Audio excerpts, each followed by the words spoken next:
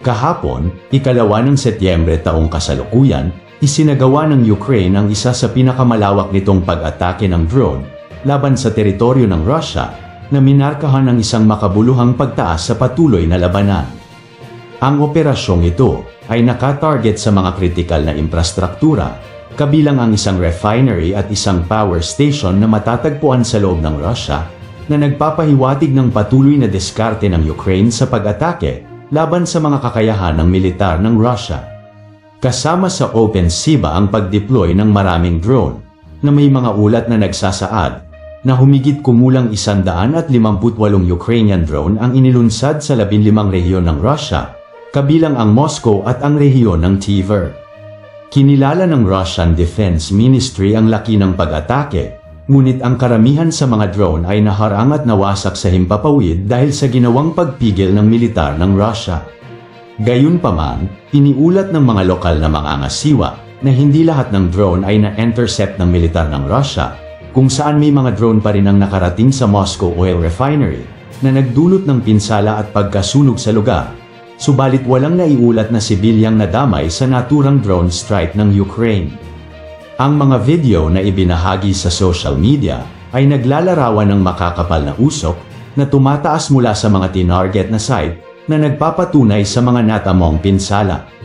Sa rehiyon ng Tver, isang sunog din ang naiulat sa distrito ng Konekovo, na kalaunan ay naapula ng awtoridad ng walang malaking pagkagambala sa mga serbisyo ng gas at kuryente. Ang pag-ataking ito ng Ukraine ay sumusunod sa isang pattern ng kamakailang mga operasyon ng mga sundalong Ukrainyano na naglalayong pahinain ang logistic at infrastruktura ng militar ng Russia, lalo na bilang tugon sa patuloy na pag-atake ng Russia sa mga lungsod ng Ukraine na nagtatarget sa mga infrastruktura ng maraming sibilyan sa Ukraine. Ang drone strike na ito ay dumating noong panahon na ang Russia ay nagpapalakas ng sarili nitong mga operasyong militar, kabilang ang mga missile strike sa mga lungsod ng Ukraine. Si Ukrainian President Volodymyr Zelensky ay nagpahayag tungkol sa pangangailangan ng mga bagong pandigmang armas na binalangkas ang mga ito bilang isang makatwirang tugon sa walang humpay na pambobomba ng Russia na nag-target sa mga infrastruktura ng sibilyan sa buong Ukraine.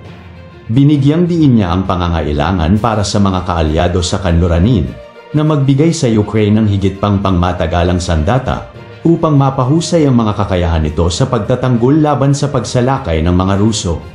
Samantala, mahigpit na sinusubaybayan ng internasyonal na komunidad ang mga kaganapang ito na may mga alalahanin tungkol sa paglala ng labanan.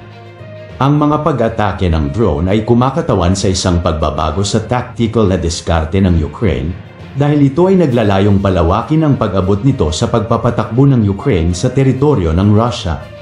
Ang hakbang na ito ay malamang na mag-udyok ng mas malakas na tugon mula sa Russia na lalong naging malakas tungkol sa mga layuning militar nito at ang mga pinaghihinalaang banta ng mga aksyon ng Ukraine.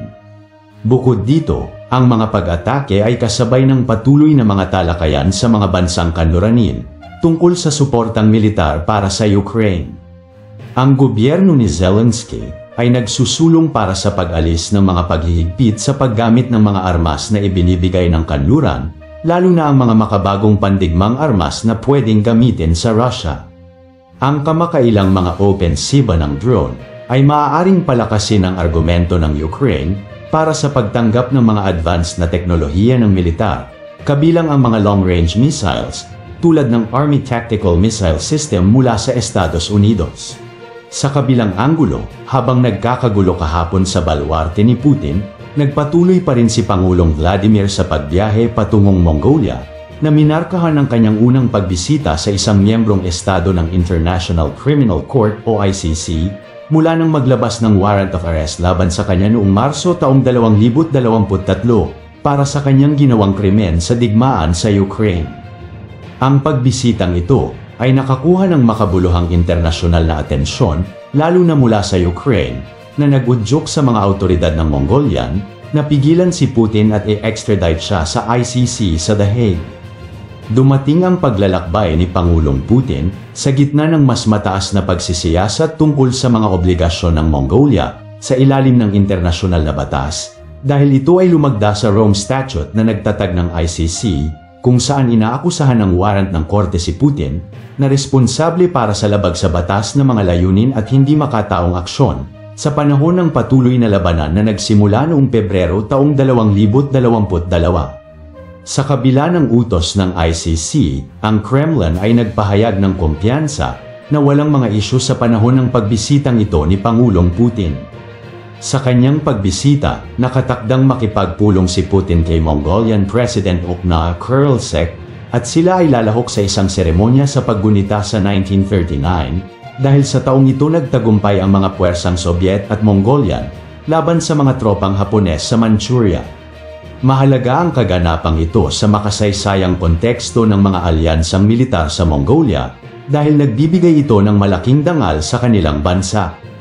Ang pagbisita na ito ni Pangulong Putin ay nagudyok din sa mga tagapagtaguyod ng karapatang pantao na punahin ng Mongolia na nagmumungkahi na ang hindi pagtupad sa warrant of arrest ng ICC kay Pangulong Vladimir ay maaaring kasabwat ni Putin ang bansang Mongolia dahil sa hindi pag-aresto sa kanya. Nilinaw din ng ICC na habang ang mga miyembrong estado ay karaniwang obligado na makipagtulungan sa mga warrant ng korte, may mga pagbubukod batay sa mga diplomatikong pagsasaalang-alang at mga obligasyon ng kasunduan ng Mongolia at Russia, at isa na rin dito ang pagtanaw ng utang na loob. Bilang karagdagan, ang pagbisita ni Putin sa Mongolia ay hindi lamang nagha-highlight sa patuloy na geopolitical dynamics, ngunit naglalabas din ng mga katanungan tungkol sa internasyonal na batas at ang mga responsibilidad ng mga miyembrong estado ng ICC sa pagpapatupad ng mga warrant of arrest laban sa mga lider na inakusahan ng mga krimen sa digmaan. Ang pagbisita ni Putin sa Mongolia ay isang mahalagang sandali na binibigyang diin ang pagiging komplikado ng mga internasyonal na relasyon sa rehiyon. Habang pinalalakad ng Mongolia ang patakarang panlabas nito sa gitna ng mga panggigipit ng ICC na arestuhin ang lider ng Russia, ang mga implikasyon ng pagbisitang ito ay malamang na matunog sa kabila ng mga talakayan ng bilateral. Ang internasyonal na komunidad ay masusing magbabantay upang makita kung paano binabalanse ng Mongolia ang mga legal na obligasyon nito sa ilalim ng ICC kasama ang mga estratehikong interes sa pagpapanatili ng matatag na pakikipagtulungan ng Mongolia sa Russia. Bilang conclusion, ang mga kaganapan kahapon ay nagha-highlight ng isang kritikal na yugto ng salungatan sa pagitan ng Russia at Ukraine, kung saan ipinakita ng Ukraine ang kakayahan nitong mag-strike sa gitna ng infrastruktura ng militar ng Russia. Habang patuloy na pinalalaki ng magkabilang panig ang kanilang mga operasyong militar, nananatiling mataas ang potensyal para sa karagdagang salungatan at mahigpit na binabantayan ng internasyonal na komunidad ang mga implikasyon ng mga pag-unlad na ito sa katatagan at seguridad ng rehiyon. Binibigyang diin ng sitwasyon ang masalimuot na dinamika ng modernong pakikidigma, kung saan ang mga linya sa pagitan ng mga frontline at mga teritoryo ng tahanan ay lalong lumalabo. Ang desisyon naman ng Mongolia na huwag arestuhin si Putin sa kanyang pagbisita, sa kabila ng pagiging legal na obligado na gawin ito bilang isang miyembro ng ICC, ay kumakatawan sa isang pag-urong para sa internasyonal na hustisyang kriminal. Itinatampok nito ang mga hamon na kinakaharap ng ICC sa pagpapatupad ng mga desisyon nito at ang mga komplikadong geopolitical na realidad na dapat i-navigate ng mga bansa ang pagsunod sa batas ng ICC. Binibigyang diin ng kasong ito ang pangangailangan para sa ICC na magkaroon ng mas malakas na mekanismo sa pagpapatupad ng international na batas. Hanggang dito na lamang po. Maraming salamat po sa inyong lahat at mabuhay po kayo.